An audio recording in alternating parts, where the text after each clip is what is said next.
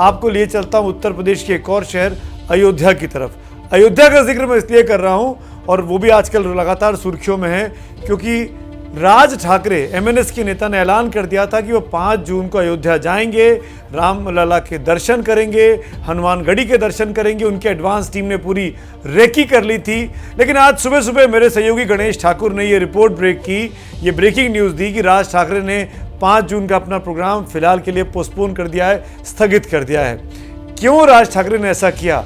क्या बीजेपी के सांसद ब्रजभूषण शरण सिंह जो लगातार उनको चुनौती दे रहे हैं कि पहले उत्तर भारतीयों से माफी मांगो, पहले साधु संतों से माफी मांगो, तब तुमको उत्तर प्रदेश में घुसने देंगे, तब तुमको अयोध्या में आने देंगे, क्या उस वजह से राज ठाकरे ने अपनी रणनीति बदली है? क्या राज ठाकरे को बीजेपी के बड़े नेताओं ने मदद नहीं की ब्रजभूषण शरण सिंह को समझाने में? क्या है ये पूरी कहानी? क्यों राज ठाकरे ने अपना फैसला बदला? राज ठाकरे ऐसे नेता माने नहीं जाते हैं, वो जो कहते हैं वो करने की बात करते हैं। इस बार इसका औपचारिक ऐलान वो 22 तारीख को अपनी रैली में करने वाले हैं, लेकिन ये फैसला क्यों लिया गया, इसको टटोलने की कोशिश की है मेरे सहयोगी रौनक कुकड़े ने अपनी इस खास रिपोर्ट में।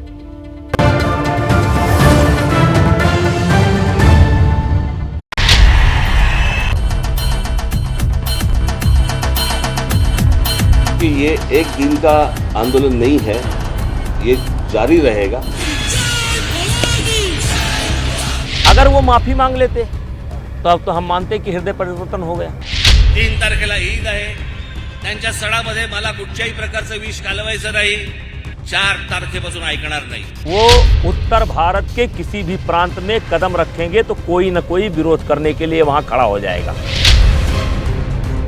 अपने चचेरे भाई और महाराष्ट्र के मुख्यमंत्री उद्धव ठाकरे के खिलाफ राज ठाकरे के तेवर ने उन्हें बीजेपी के करीब तो ला दिया, लेकिन बीजेपी के एक सांसद ने राज ठाकरे की अयोध्या यात्रा में अड़ंगा लगा दिया। ऐसा अड़ंगा कि अब राज ठाकरे रामलला का दर्शन करने के लिए 5 जून को अयोध्या नहीं जाएंगे। राज ठाकरे साहब 5 जून को जाने वाले थे, फिलहाल ट्विटर पर जो जानकारी दी है कि वो स्थगित किया गया है। अभी बताया कि अयोध्या दौरे के बारे में जो भी बात है वो खुद रात से 22 तारीख को करेंगे। 22 मई को पुणे में राज ठाकरे की रैली है।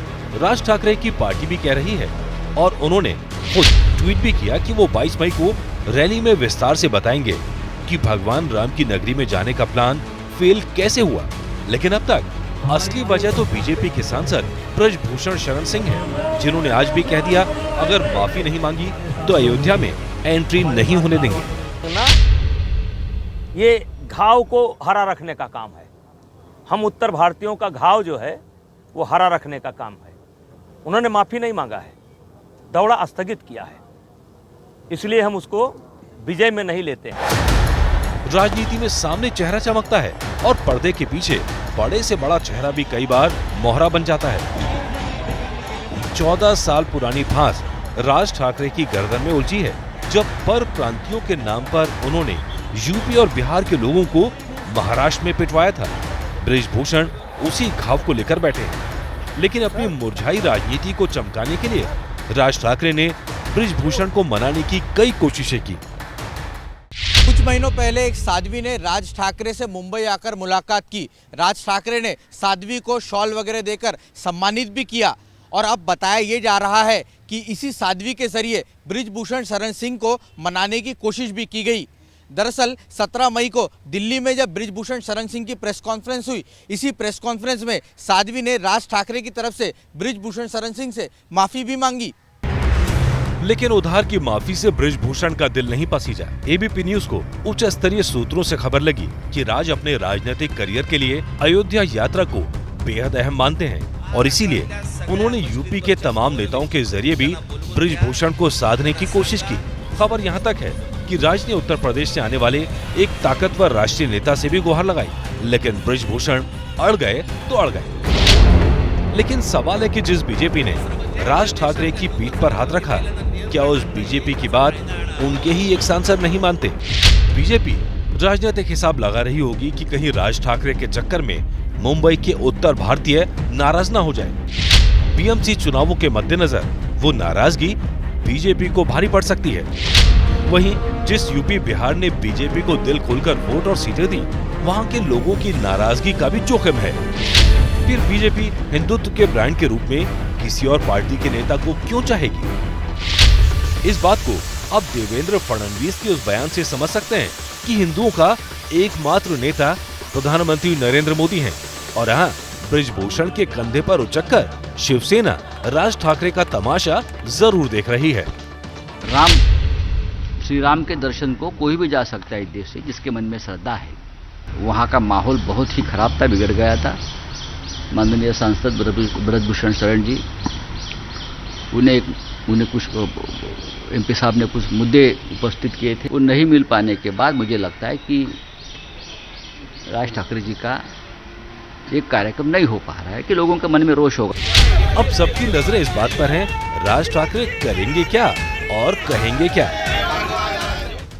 इसके लिए आप 22 मई का इंतजार कीजिए। जो खबर मुझे मिल रही है उसके मुताबिक 22 मई की रैली में राज ठाकरे माफी तो नहीं मांगेंगे, लेकिन घुमा फिराकर खेद जरूर व्यक्त कर सकते हैं। मकसद यह है कि सांप भी मर जाए और लाठी भी ना टूटे, और ऊपर वाले की तरह ही राजनीति की लाठी भी कई बार दिखाई नहीं देती। कैमरा पर्सन आसिफ के साथ रौनक कुकड़े, एबीपी न्यूज। मुझे मेरे रिपोर्टर्स ने यहाँ तक बताया कि राज ठाकरे जब नहीं जा रहे हैं 5 जून को अयोध्या, तो पहली बार तो औपचारिक तौर पर यह बताया जाएगा कि उनका कोई हड्डी का ऑपरेशन होना है जो कई दिनों से उनको तकलीफ दे रहा था, तो सर्जरी वगैरह कराने वाले हैं। और फिर इन द मीन टाइम, जैसे कि रौनक ने अपनी रिपोर्ट में कहा, घुमा फिरा के खेद प्रकट करने वाली बात वो कर सकते हैं उत्तर भारतीयों को लेकर, लेकिन माफ़ी वो बिल्कुल नहीं मांगेंगे, क्योंकि अगर राज ठाकरे ने उत्तर भारतीयों से माफ़ी मांग ली तो महाराष्ट्र में उनकी पार्टी की राजनीति स्टेक पे आ जाएगी, क्योंकि वो स्टैंड इसलिए करते हैं कि वो मी मराठी की बात करते हैं, मी महाराष्ट्र की बात करते हैं। और बीएमसी का चुनाव, बीएमसी समेत 10 नगर पालिकाओं के चुनाव आने वाले हैं, तो ये अपने आप में बहुत बड़ी खबर हो जाएगी।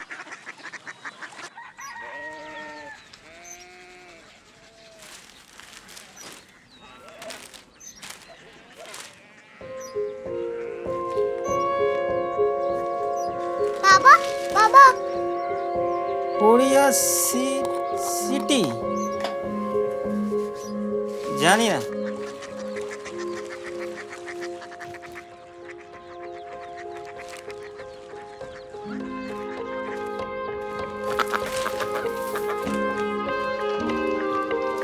Korea city? हाँ।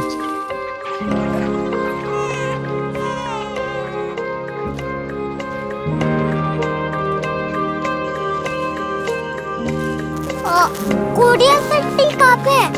शहर अंग्रेजी लगे हैं।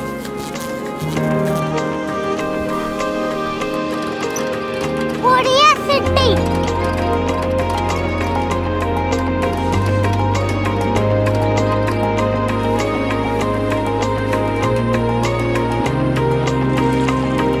वो बहुत दूर है।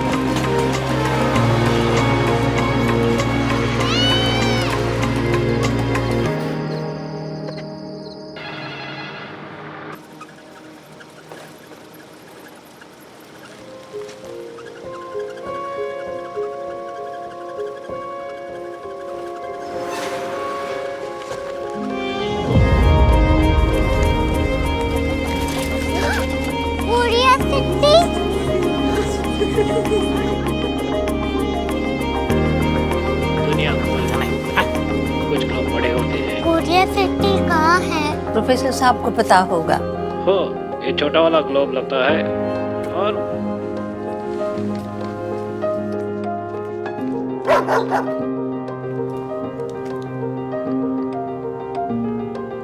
पता नहीं, मेरी बेटी से जाके मिल लो, शायद उसे मालूम हो।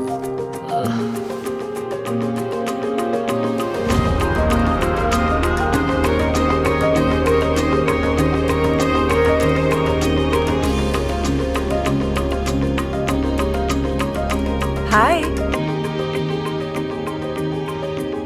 बाबा ने भेजा है। Come here. Korea city. Korea city नहीं, क्यूरियोसिटी। वो क्या? That's what brought you here? जो तुम्हें यहाँ तक ले आया। क्यूरियोसिटी।